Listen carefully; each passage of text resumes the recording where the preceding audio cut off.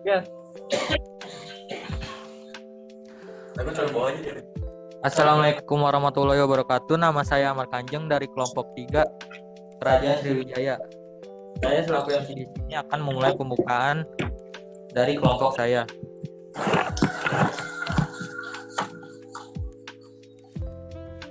Mulai. Dimulai dari presentasi pertama dari Oke. Apa sih Sriwijaya itu? Sriwijaya atau juga yang disebut Sriwijaya atau bahasa Jawanya Sriwijaya, bahasa Thailandnya yaitu Singchai, adalah salah satu kemaharajaan bahari yang pernah berdiri di Pulau Sumatera dan banyak memberi pengaruh di Nusantara. Dengan daerah kekuasaan berdasarkan peta pembentang dari Kamboja, Thailand Selatan, Semenanjung Malaya, Sumatera, Jawa Barat, dan kemungkinan Jawa Tengah. Dalam bahasa Sanskerta berarti bercahaya atau gemilang, dan Wijaya berarti kemenangan atau kejayaan. Maka nama Sriwijaya bermakna kemenangan yang hilang gemilang. Catatan sejarah. Belum banyak bukti fisik mengenai Sriwijaya yang dapat ditemukan. Tidak terdapat catatan lebih lanjut mengenai Sriwijaya. Dalam sejarah Indonesia, masa lalunya yang terlupakan dibentuk kembali oleh sarjana asing. Masa lalunya terlupakan dibentuk kembali oleh sarjana asing. Di samping itu, kabar-kabar regional yang beberapa kemungkinan mendekati kisah legenda, seperti kisah mengenai Maharaja Japaka dan Raja Timur juga musafir India dan Arab. Juga menjelaskan secara samar-samar mengenai kekayaan Raja Sabak yang menakjubkan. Sriwijaya menjadi simbol kebesaran Sumatera awal dan kerajaan Nusantara pada abad ke-20. Kedua kerajaan tersebut bahwa Indonesia merupakan satu kesatuan negara sebelum kolonialisme Belanda. Pusat Sriwijaya. Menurut prasasti kedudukan bukti yang berarti 605 Saka atau 680 Masehi, Kedatuan Sriwijaya pertama kali didirikan di sekitar Palembang, di tepian Sungai Musi. Prasasti ini menyebutkan bahwa Dapunta yang berasal dari Minangsa, Tamuan. Lokasi yang tepat dari Minanga, Tamuan masih diperdebatkan.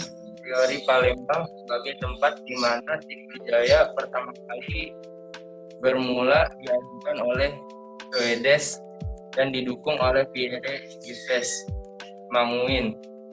Selain Palembang, tempat lain seperti Muaro, Jambi atau Sungai Batanghari, Jambi, dan Muara Takus atau pertemuan Sungai Tampang kanan dan kiri Riau juga diduga sebagai ibu kota Sriwijaya.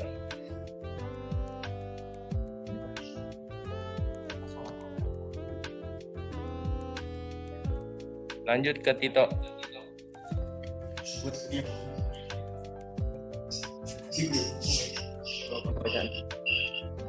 Sejarah Sriwijaya. Pembentukan dan pertumbuhan kerajaan ini menjadi pusat perdagangan dan merupakan negara bahan. Namun kerajaan ini tidak memperluas kekuasaannya di luar wilayah Kepulauan Asia Tenggara, dengan pengecualian kontribusi untuk populasi Madagaskar sejauh 3.300 mil di barat. Beberapa ahli masih memperdebatkan kawasan yang menjadi pusat pemerintahan Sriwijaya. Selain itu, kemungkinan kerajaan ini biasa memintakan pusat pemerintahannya, namun kawasan yang menjadi ibu kota tetap diperintah secara langsung oleh penguasa, sedangkan daerah pendukungnya diperintah oleh datu setempat. Penaklukan kawasan. Ekspansi kerajaan ini ke Jawa dan Semenanjung Malaya menjadikan Sriwijaya mengendalikan simpul jalur perdagangan utama di Asia Tenggara. Berdasarkan observasi, ditemukan reruntuhan candi-candi Sriwijaya di Thailand dan Kamboja. Kota Indrapura di tepi Sungai Mekong di awal abad ke-8 berada di bawah kendali Sriwijaya.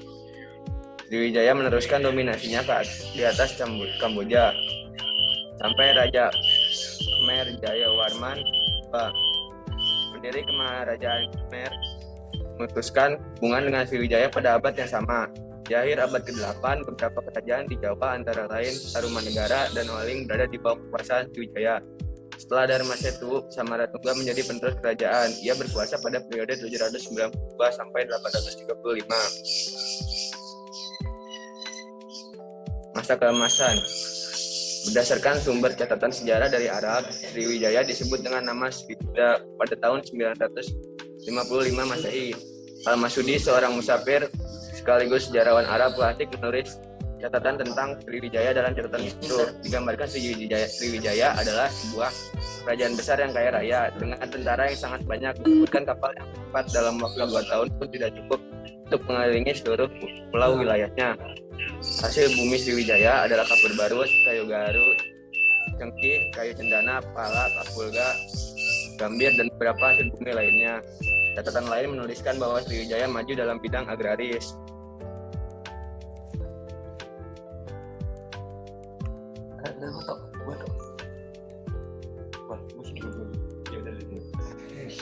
Masa kemunduran. Tahun 1017 dan 1025, Rajendra Chola I, raja dari dinasti Chola di Coromandel, India Selatan, mengirim ekspedisi laut untuk menyerang Sriwijaya. Berdasarkan prasasti Tanjore Berati 1030, Kerajaan Chola telah menaklukkan daerah-daerah koloni Sriwijaya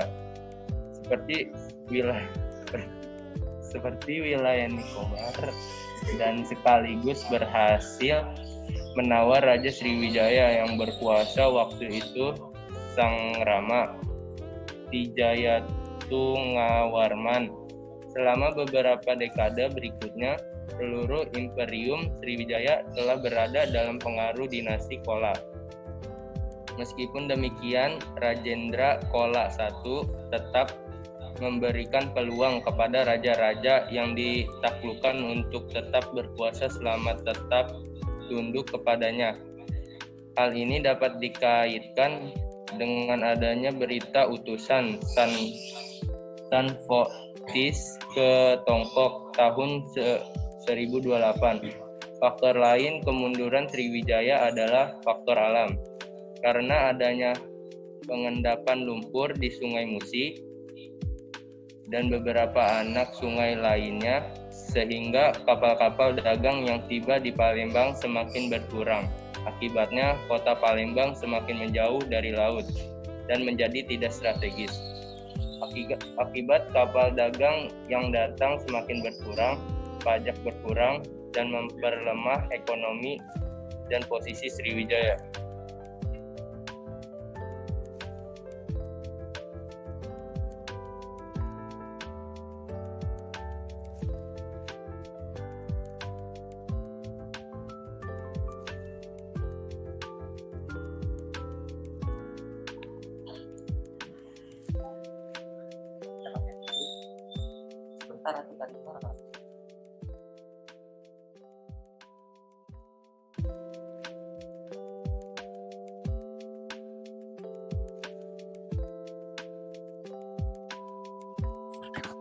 Pemerintah dan ekonomi. Struktur pemerintahan. Masyarakat Sriwijaya sangat majemuk dan mengenal stratifikasi sosial.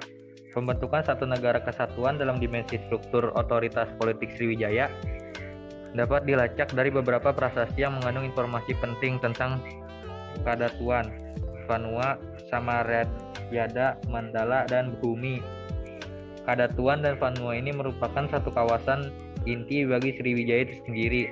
Menurut Kasparis, Samaryada merupakan kawasan berbatasan dengan Vanua yang terhubung dengan jalan khusus yang dapat bermaksud kawasan pedalaman. Menurut Prasasti Telaga Batu, selain diceritakan kutukan Raja Sriwijaya kepada siapa saja yang menentang raja, diceritakan pula bermacam-macam jabatan dan pekerjaan yang ada pada zaman Sriwijaya. Adapun jabatan dan pekerjaan yang diceritakan tersebut adalah Raja Putra, Bupati, Senopati, dan Danayaka.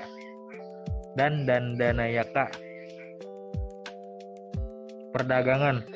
Di dunia perdagangan, Sriwijaya menjadi pengendali jalur perdagangan antara India dan Tiongkok, yakni penguasaan atas Selat Malaka dan Selat Sunda. Orang Arab mencatat bahwa Sriwijaya memiliki aneka komoditas seperti kapur barus, kayu gaharu, cengkih, pala, kepulaga, gading, emas, dan timah yang membuat Raja Sriwijaya sekaya raja-raja di India. Karena alasan itulah Sriwijaya harus terus menjaga dominasi perdagangannya dengan selalu mengawasi dan jika perlu memerangi pelabuhan pesaing di negara jirannya. Keperluan untuk menjaga monopoli perdagangan inilah yang mendorong Sriwijaya menggelar ekspedisi militer untuk menaklukkan bandar pelabuhan pesaing di kawasan sekitarnya dan menyerap ke dalam Mandala Sriwijaya. Seni dan budaya. Bersemi di ibu kota Sriwijaya, beberapa prasasti Sidayatra abad ke-7 seperti prasasti Talang Tua menggambarkan ritual Buddha untuk memberkati peristiwa penuh berkah, yaitu peresmian Taman Sri Setra Anugerah Maharaja Sriwijaya untuk rakyatnya.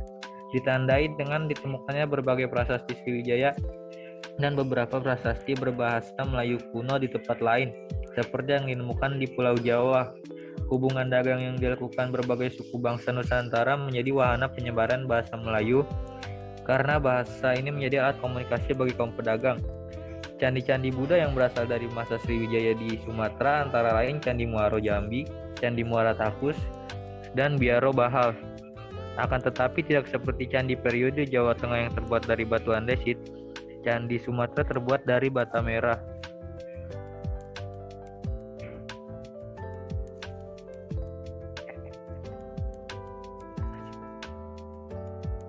Seni. Sebagai pusat pengajaran Buddha Vajrayana, beda lagi deh. Agama. Sebagai pusat pengajaran Buddha Vajrayana, Sriwijaya menarik banyak peziarah dan sarjana dari negara-negara di Asia. Antara lain pendeta dari Tiongkok satu, Singh, yang melakukan kunjungan ke Sumatera dalam perjalanan studinya di Universitas Nalanda, India. Pada tahun 671 dan 695, Satu Singh melaporkan bahwa Sriwijaya menjadi rumah bagi sarjana Buddha sehingga menjadi pusat pembelajaran agama Buddha. Selain berita di atas, terdapat berita yang dibawakan oleh Satu Singh. Dinyatakan bahwa terdapat 1.000 orang pendeta yang belajar agama Buddha pada Sakyarakirti, seorang pendeta terkenal di Sriwijaya.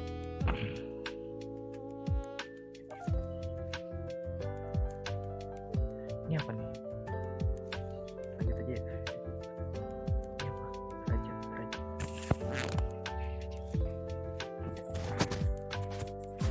Raja atau kekuasaan pada masa Sriwijaya. Kerajaan Sriwijaya. Dapunta Hyang atau Srijaya Nasa pada tahun 671 Masehi. Rudra Wikrama pada tahun 728 Masehi. Sri Indrawarman pada 743 Masehi. Samaragrawira atau Sri Maharaja pada 775 Masehi. Daranindra atau Rakai Panangkaran pada saat 778 Masehi. Samaragrawira atau Rakai Warak 782 Masehi. Samaratungga atau Rakai Garung 792 Masehi. Balaputra Dewa 850 Masehi. Sampai Sri Udayaditya Warma Dewa pada saat 960 Masehi.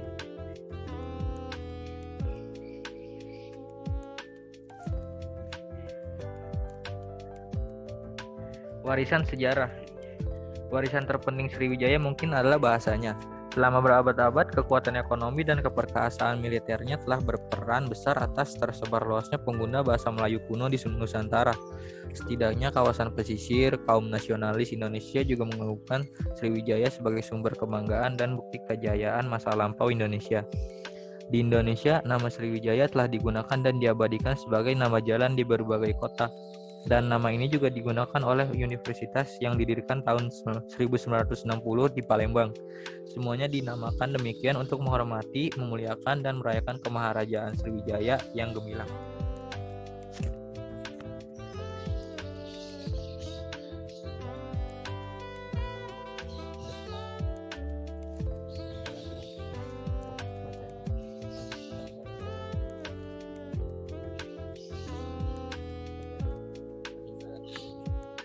Peninggalan, yaitu Kedukaan Bukit dan Talang Tuo.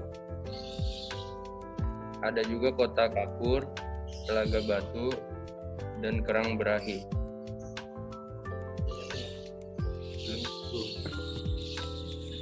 Demikian presentasi dari kelompok 3 Sriwijaya. Terima kasih telah mendengarkan. Assalamualaikum warahmatullahi wabarakatuh. Gak ada sesi tanya jawab. Untuk sesi tanya jawab dipersilakan. Oke. Tanya jawab sama saya ya. Jadi apa ya pertanyaannya? Mau tanya.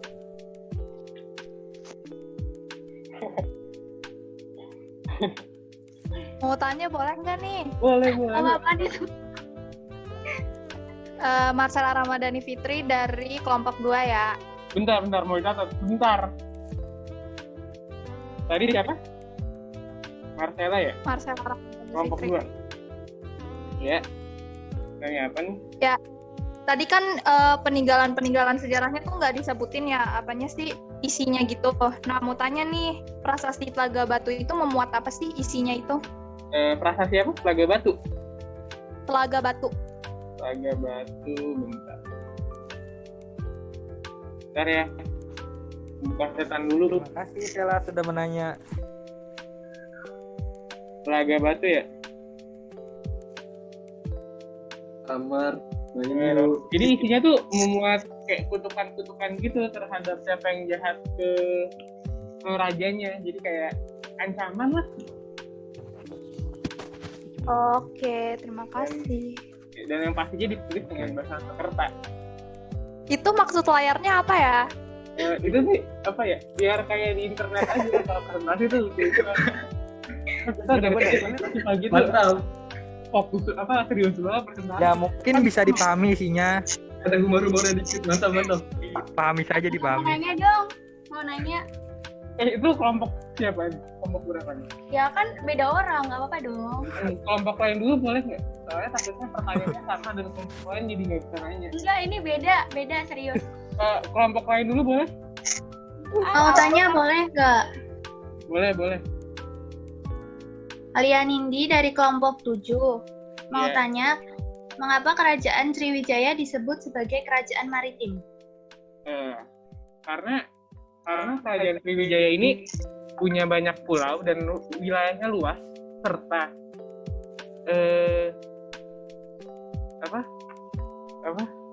dia juga mengandalkan sisi dari lautnya. Benar nggak sih kerajaan maritim itu? Tadi kelompok berapa, Mas? Kelompok 7. Kelompok 7. Iya.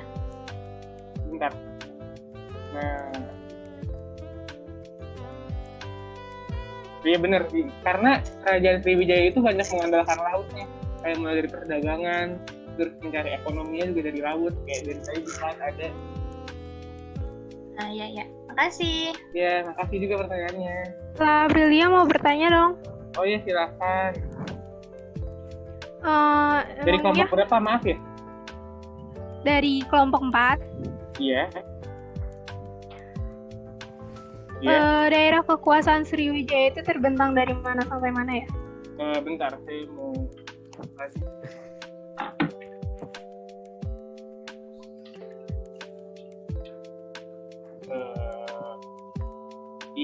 sebenarnya di awal udah dijelasin. Cuma nggak ter-highlight. Bentar.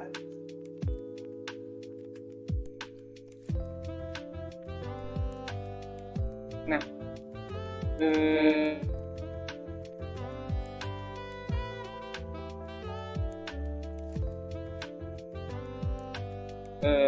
Oke deh, karena saya nggak ketemu, jadi saya jelasin di sini aja. Jadi kenapa wilayah koko saya itu luas banget, mulai dari Sumatera, Jawa, terus Kamboja, Thailand Selatan, terus Semenanjung Malaya atau sekarang Malaysia, dan juga Kalimantan, beberapa daerahnya juga merupakan tempat dari Kerajaan Sriwijaya. Terjawab? Ya, terima kasih atas jawabannya. Iya, itu juga untuk pertanyaannya.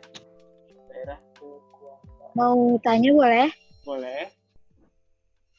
Saya Siti Holipah dari kelompok 6 mau bertanya, apa yang menjadi bukti awal dari Kerajaan Sriwijaya? Serta siapa sih pada masa siapa Kerajaan Sriwijaya mencapai puncak kejayaannya? Oke, itu saja. Terima kasih. Ini kalau yang pertama kali menyebutkan itu saya bentar ada di Selatan.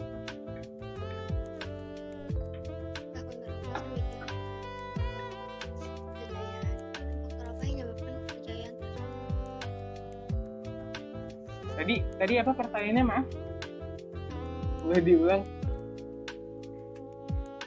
Oke, boleh. Bentar. Apa yang menjadi bukti awal dari Kerajaan Sriwijaya? Serta pada masa pemerintahan siapakah Kerajaan Sriwijaya mencapai puncak kejayaannya? Kalau bukti awalnya sih mulai ada dari beberapa peninggalan. Dari beberapa peninggalan. Boleh diingat dulu, maaf.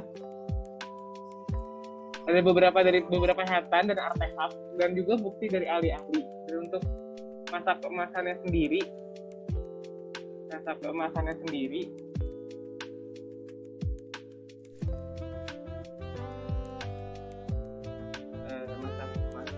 itu ada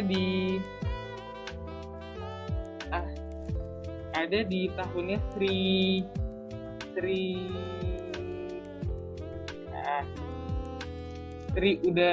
Udaya Ditya Warmadewa dan juga Balaputra Dewa untuk masa kemasannya sendiri. Sudah terjawab? Mau nanya dong. Bentar, Khalifah udah terjawab. Kalau yang apa yang menjadi bukti awal dari Kerajaan Sriwijaya itu udah dijawab belum ya? Udah. Pertama dari peninggalan. Terus juga dari artefak dari peninggalan yang Parang Tuo, terus juga dari pendapat ahli, dan juga banyak artefak lain yang nggak dimasukin ke sini. Oke, baik, terima kasih. Oke, makasih pertanyaannya. Udah boleh nanya belum ya, Girgo? Kelompoknya ada yang mau nanya lagi nggak? Girgo sombong banget. Kalau nggak ada ya baru Nesa. Kelompok lain dulu, kelompok. Oh ya, kelompok lain ayo dong nanya.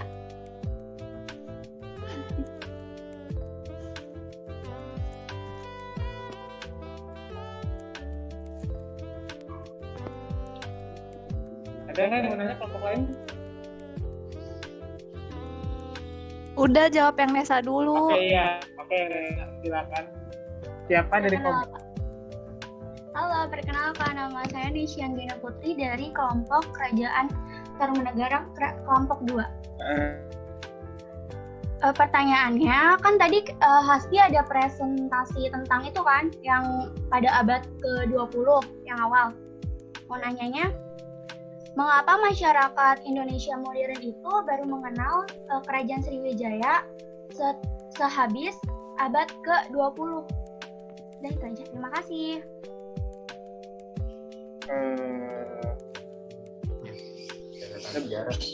Jadi gini, itu kayaknya kita nggak ngomong begitu ya pertama ya. Karena dari awal juga keberadaan Sriwijaya itu udah ada. Bahkan kalau misalnya kalian bilang kita baru tahu abad ke-20, bendera Indonesia dan bahasa Indonesia nggak bakal ada. Jadi sebenarnya itu nggak sayang begitu sih. Itu pertanyaan yang salah. Soalnya gitu, bukti-buktinya membuktikan bahwa kita udah tahu duluan. Dan dulu ketika zaman penjajahan ketika zaman penjajahan kita tuh menggalakkan kejayaan Sriwijaya, bukan untuk Indonesia gitu. Kita dijawab nggak? Kalau nggak kejawab saya ulang. Oh baik Girgo, terima kasih. Ya. Ada pertanyaan lain? Mau tanya dong. Iya. Siapa dari kelompok? Saya Sri Rahayu dari kelompok 6. Kelompok 6 tadi udah berapa? Ya? Oh ya udah nggak apa-apa. Tahun berapa kerajaan Sriwijaya mengalami puncak kejayaan dan faktor apa yang menyebabkan kejayaan tersebut? Untuk tahun itu pada tahun 955 setelah Masehi. Karena pertama hasil bumi Sriwijaya itu bagus, banyak banget, dan digunain oleh hampir semua penduduk dunia gitulah. Dan kapal-kapal yang mau berlayar itu pasti lewat Sriwijaya karena jalurnya cepat, dan juga faktor-faktor lain yang membuat orang-orang mau lewat Sriwijaya. Jawab? Oke, terima kasih.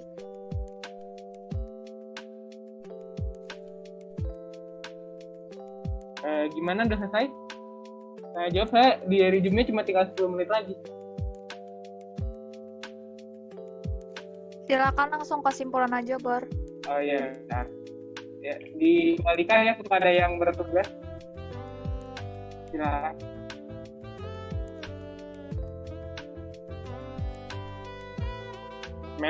Amar? Enggak. Sebentar.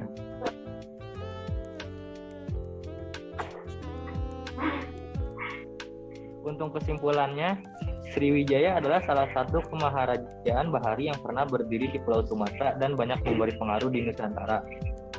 Sriwijaya juga memiliki sejarah yang panjang. Kerajaan Sriwijaya yang juga menganut sistem pemerintahan monarki dan menganut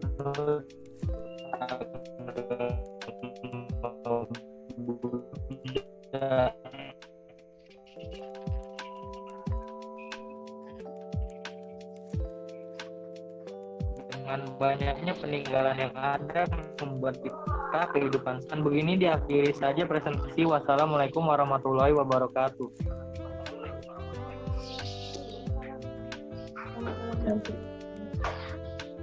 Nice. Ya, terima kasih semuanya yang datang. Ngopi dulu.